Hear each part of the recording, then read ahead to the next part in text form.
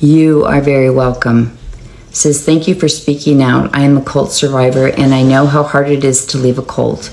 How much it takes to articulate reality, trust, and cognition. I am grateful for people who holded my hand during that period. Yes. And I know people, they want to make fun of Brian now or say, that's what we always knew. I told people that as people come out of this cult, if they do not get any kind of understanding and aren't attacked, it is likely they will go into psychosis. And I've had therapists, psychiatrists, and doctors reaching out to me saying, we have this all over in our offices. Because as the reality breaks, they don't know what's real or not, or what's true. They don't know what news sources are real or true. They don't know who to trust. And when they come on here trying to express like, yeah, I see that was wrong, that he's a bad guy, expecting to be able to have a place to help correct that wrong and then get all of this pushback. Now, whether or not you understand that, it's just psychologically damaging. I understand everyone has pain around this and all of the pain is valid, but attacking them back is not. That is emotional morality. That's where my pain says I get to cause you pain. And that's when we start dehumanizing people. So if we want a whole country full of psychosis, we're going to get it with people attacking that way. So, people are sending me pictures of what Brian's doing.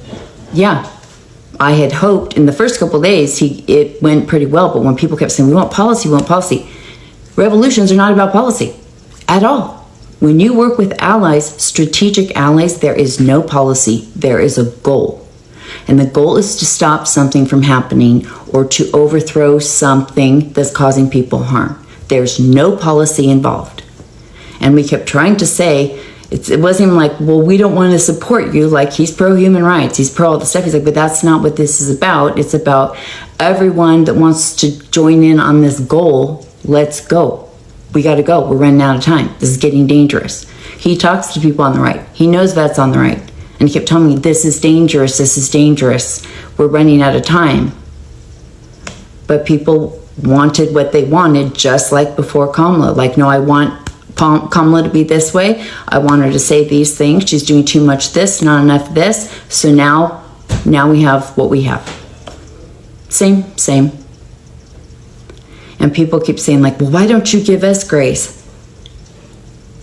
This isn't about us. This is about us trying to strategically move them through to make us safer. I know we have pain. I have plenty to share of the pain. I know we all have the pain. But that's our own personal work to do. I show up every day on here to help us move through this on both sides. But it's always personal work. The problem is the left goes, they need to do personal work. Both sides need to do personal work. The left eats itself alive and it becomes very cult-like. They don't want to hear that. But if you don't look and sound just like them, they'll rip your head off. There was a bunch of people talking in Reddit last night, and there was a joke that said if you have 2 out of 10 of the same agreements of someone on the right, you can join. And if you have 9 out of 10 of the agreements with the left, you're a fascist. And in Nazi Germany, the two parties over there that were on the left, they fought so much that Hitler could just do what he did. The far left would not bend. They just punished and would not accept. Our pain is valid. The pain they feel, however you view it, is still valid. They're being called things and names for things they don't understand. A lot of them have no idea what is even going on. They just know they're being called all these names.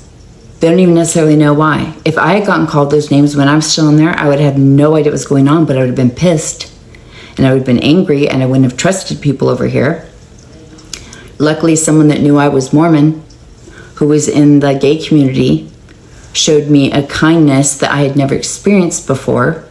He didn't say, you've hurt my feelings and my feelings come first. He saw a human being that needed help, even though he was in pain. And that changed everything. And then he had an ally for life. So there's always going to be this element of risk. There's this, going above your pride and your ego and all that. And I have to do it all the time with people when I communicate with people. And I want to get people from one place to another. I have to be humble, even when I have pain.